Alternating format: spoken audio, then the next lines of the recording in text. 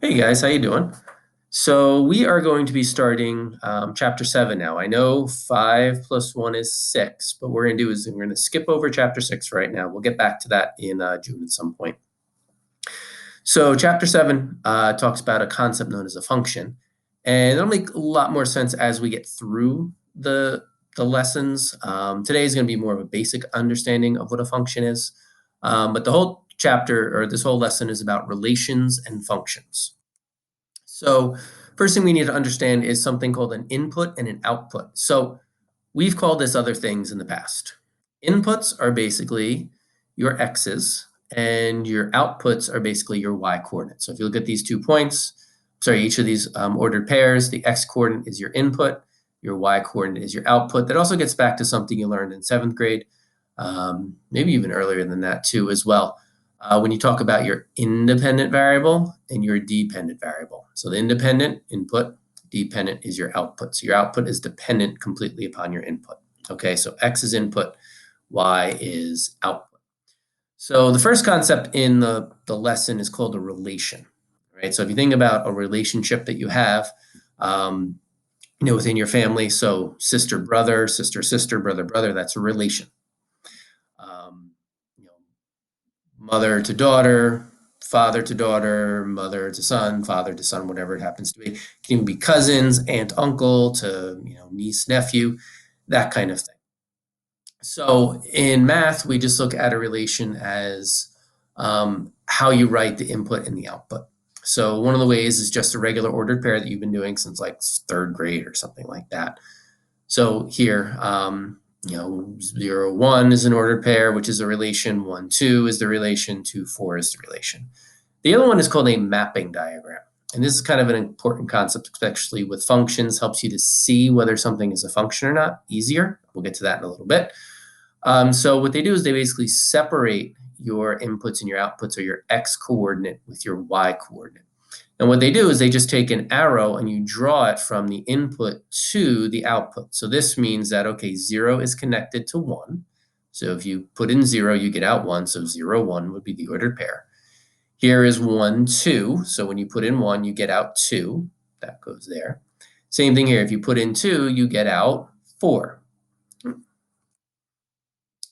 So now what we're going to do is we're just going to list the ordered pairs from this mapping diagram. So what we do is we look at our input, which is our x coordinate, look at the arrow, where does it go? And that gives you the y coordinate. So the first one is going to be 1, comma 2. I'm sorry, 1, comma 3. The second input is 2. Well, when you put in 2, that maps to 6. Okay, so when you put in 2, you get out 6. So 2, comma 6. The next one is 3 is the input, 9 is the output, so that would be 3, comma 9. And finally, when you put in 4, you get out 12, so 4, comma 12. That's basically the way the ordered pairs work in the mapping diagram. Now we're going to try a second one. Now this one looks a little bit crazier because you got more arrows and they're going to different spots, and that's fine. Hence the reason why we use the input-output diagram, or the mapping diagram. So the first one is 0, and 0 maps to 0. So the input is 0, the output is 0, so it's 0, comma 0. The next one is we have 2, and if you notice with 2, it has 2 different outputs. One of them is 1, the other one is -2. So those are 2 separate points. So you have 2, 1, and 2, -2. Finally, we have 4, and 4 maps down to -3. Okay, so we only have 3 inputs. However, we have 4 total points, okay, because we have different inputs. We only have 3, I'm sorry, 1 input has 2 different outputs. Now that brings us to the concept of a function. Okay, so the relation is just the relationship between the input and the output. A function is if there is only one output for every input. Okay, so if you notice here, we have -9 as the input. There's only one output for -9, and that's 0. Then we have -2. There's only one output for -2, which is 5. Then we have 5. There's only one output for 5, which is 10. And then we only have one output for 12, which is also 10. This is a function because for every input, there is only one output. Now, I know some of you are like, wait a minute, how come that's a little confusing? As long as every one of these numbers goes to one of those, only one of those, for each one of these, there's only one arrow off of each input, then it is a function. Okay? It seems a little strange, but for right now, you've only graphed linear equations. That's going to change in the future, and you're going to graph nonlinear equations. And this is an important concept to understand for when you get to that. Now let's look at this one. Is this one a function? So remember, we need to have one output for every, each input can only have one output. So let's come here. -2 has one output, which is 4. -1 has one output, which is 3. Uh-oh, here we got 0. If you notice, 0 has two outputs. It has 5 and it has 6. So since you can get two different outputs for the same number, this is not a function. Okay, each input's only allowed to have one output for it to be a function. All right, let's come to the next one. -1/2 is the input. Yes, you can have fractional inputs. Don't worry about that. It's not that big of a deal. Now let's look. Oh, this one has two outputs. Right? For a function, it can only have one output, so this is clearly not a function.